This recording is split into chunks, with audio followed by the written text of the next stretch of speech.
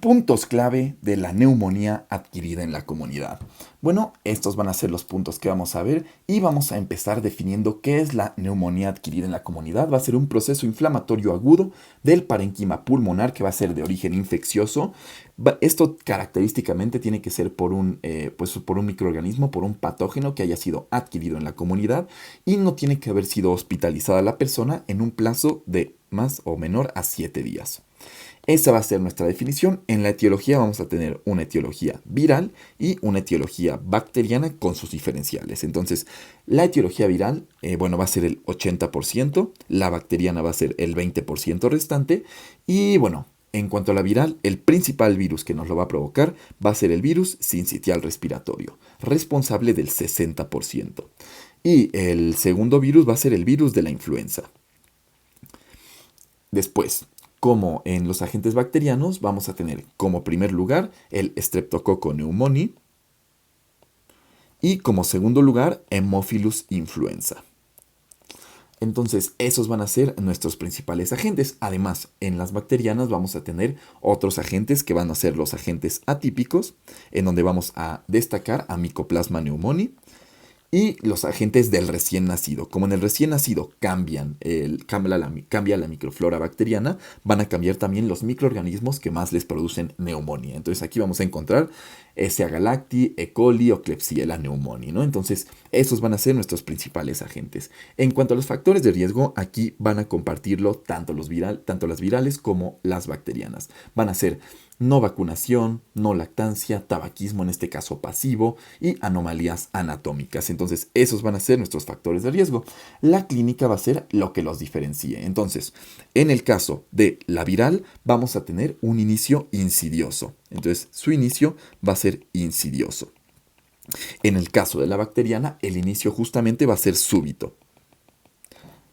En el caso de la viral, además, vamos a tener tos, podemos tener también rinorrea y polipnea, que son como síntomas más generales, ¿no? Y en el caso de la bacteriana vamos a tener igual tos, fiebre, muy importante tos, fiebre, pero vamos a tener pues justo unas triadas características, o no unas tiradas, sino síntomas pivote que nos van a guiar más hacia una infección bacteriana, que va a ser la tos, le vamos a sumar también aumento en el trabajo respiratorio y taquipnea, que pues también es como polipnea, ¿no? Entonces, como vemos, es difícil, ¿no? Hacer como la diferenciación, pero lo característico aquí vamos a tener el inicio insidioso y además también las crepitancias, ¿no? En la infección de origen viral, vamos a tener crepitancias y sibilancias bilaterales. Entonces, crepitancias bilaterales y a estas crepitancias les vamos a sumar sibilancias.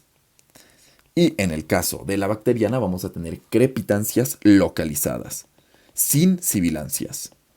Esa es otra forma en la que nosotros podemos hacer el diferencial entre una viral y una bacteriana. Además, en el caso de la bacteriana, vamos a tener también la clínica de una neumonía severa.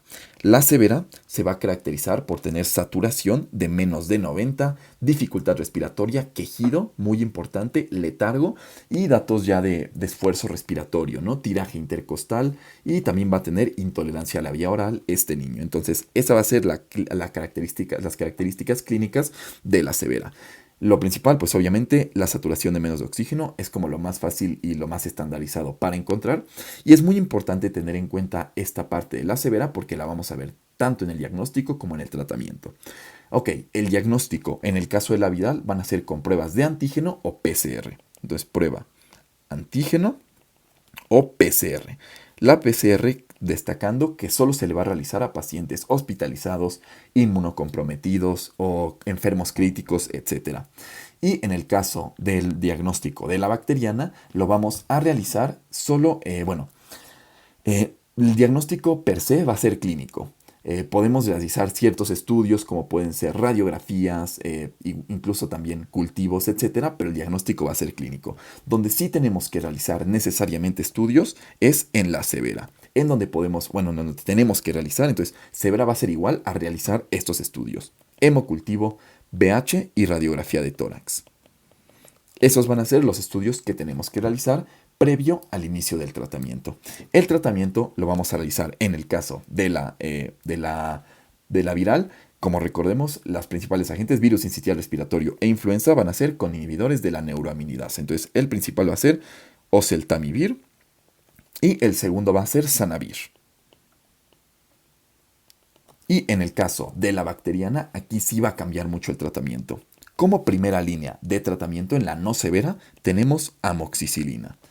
Y en caso de alergia a la amoxicilina tenemos acitro o claritromicina o también doxiciclina. Pero nuestra primera línea va a ser amoxicilina. Ahora, en caso de la severa, vamos a dar penicilina G. Entonces, penicilina G intravenosa. Eso en caso solamente de severa, si no, su amoxicilina. Y como alternativa, en caso de alergia a la penicilina, en caso de la severa, vamos a tener cefalosporinas o acitromicina. Igual que, bueno, la citro se repite como en la no severa, pero aquí también agregamos la cefalosporina, ceftriaxona, cefixime, etc. Y nada más también en esta parte de la bacteriana tenemos una complicación que va a ser el derrame pleural. Tenemos ya un video de derrame pleural, pero solamente saber que en caso de nosotros sospechar de derrame pleural, vamos a tener que realizarle primero un ultrasonido, siempre un ultrasonido, y además también podemos hacer una tomografía o radiografía de tórax, pero siempre el ultrasonido. Y si en este ultrasonido o en el estudio de imagen detectamos que hay más de 10 milímetros cúbicos de contenido, tenemos que hacer punción pleural. Entonces, eso en cuanto al derrame pleural, y sería todo en cuanto a la neumonía adquirida en comunidad. De este lado queda el apunte. Muchas gracias.